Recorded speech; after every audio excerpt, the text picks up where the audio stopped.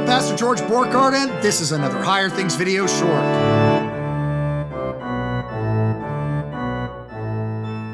Is my crucifix, my cross, my statues in my church, are they idols? That's the subject of today's Higher Things video short. Hey, if you love our videos, if you have learned more about your Christian faith this Lutheran season, as you dared to be Lutheran with some Lutherans, if you just like what we're doing, go ahead and hit the like button on this video and subscribe to our YouTube or Facebook or Instagram channel. You can also give at support.higherthings.org. Give today. Let's see if the boy catches this. Catch it?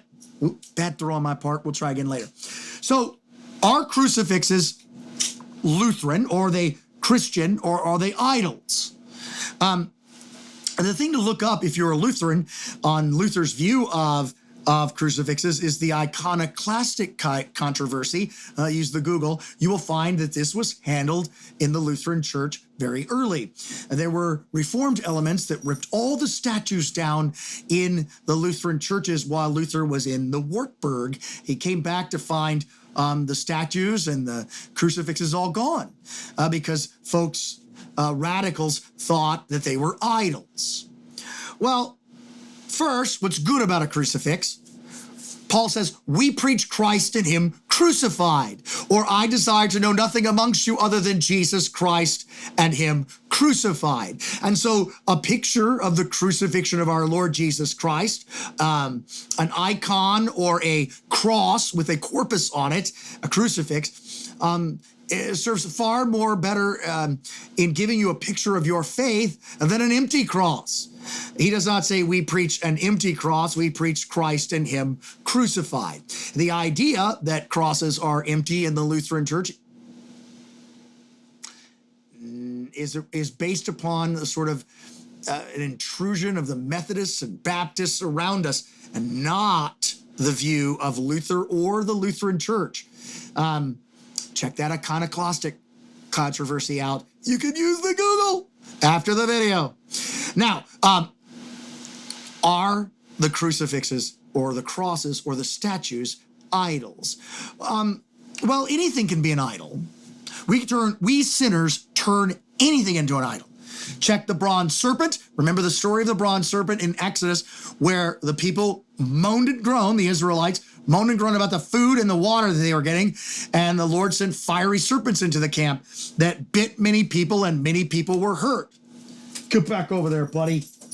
So, and the Lord told Moses to make a bronze serpent, put it on a pole, and lift it up, that whoever looked at the bronze serpent would be saved. Let's see if you'll catch this one. Catch this one, buddy. Now, what happens after that? They worship the bronze serpent. They had to break the bronze serpent because they worshiped the bronze serpent. We are only just opportunity away from turning something good into an idol. And so, are there people who worship images of God? Yes, but does that always happen? No, absolutely not. So the crucifix can be a gift to you and not necessarily an idol.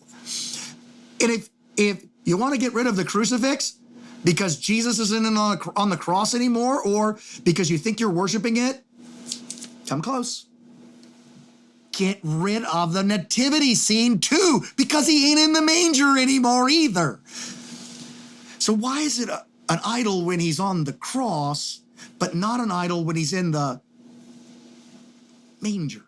Because he's cute in the manger, and he's dreadful on the cross. Which brings us back to why a crucifix is super good. Because it's scandalous. That's God hanging on that tree, dying for me. That's God saving me in his death. It's disgusting.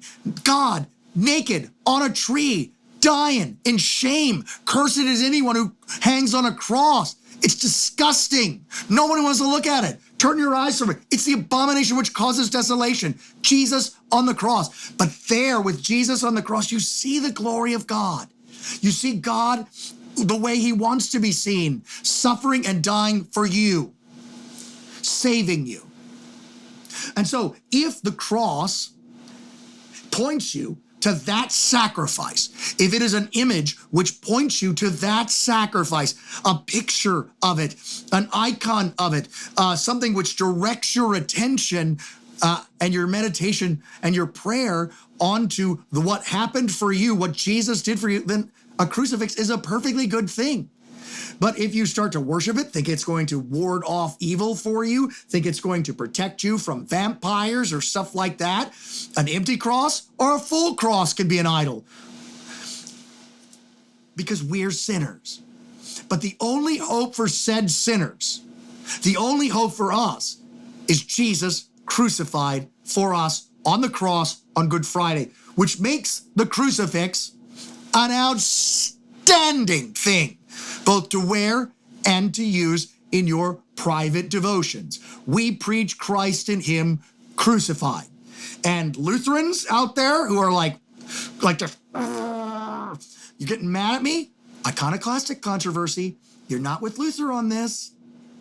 Iconoclastic controversy. He got mad when all those crosses were torn down. He got upset because the crosses directed the people without words to Jesus and what He did for them. Check it out. I'm Pastor George Barkart, daring to be Lutheran, having a blast while we do it. And this has been another Hard Things video short.